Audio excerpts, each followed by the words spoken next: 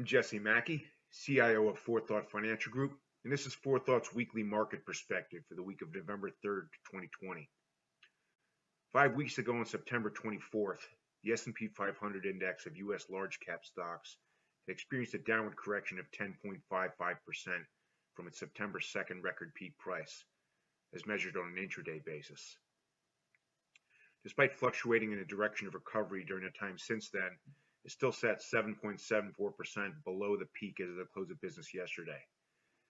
Prior to all this, the rapid recovery from the 2020 bear market low point on March 23rd, at which point the S&P 500 had dropped more than 34% from its previous peak, met our technical definition of a new bull market. Historical data indicates that once a new bull market has been confirmed, which happened on August 18th, the shortest time period on record since 1950 before the beginning of another bear market was approximately 4.4 months, and the longest time on record is approximately 10.7 years, with the average coming in at about 3.2 years.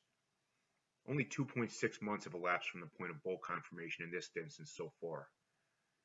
In addition, there's usually been at least one 10% plus correction, but often several, between most bear markets in history.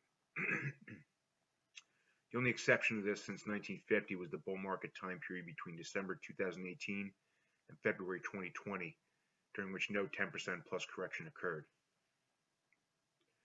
From a probabilistic analysis perspective, stock types range from slightly undervalued, such as with mid-cap and international developed market stocks, to moderately overvalued, in the case of large-cap growth stocks. Bond types range from near fair value, in the case of emerging markets bonds, to slightly overvalued, in the case of Treasury inflation-protected securities. Against this backdrop, the outlook for stocks is now neutral to slightly positive in the intermediate term based on the overall aggregate of our historical market type data analysis and quantitative probabilistic analysis.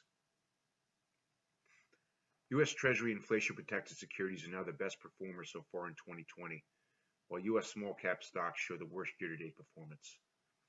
International developed market stocks now reflect the most attractive pricing relative to the alternatives, while U.S. large-cap growth and tech stocks are by far the least attractive.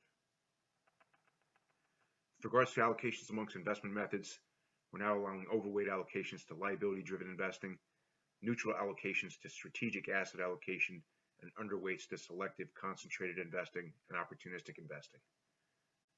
I hope this was helpful.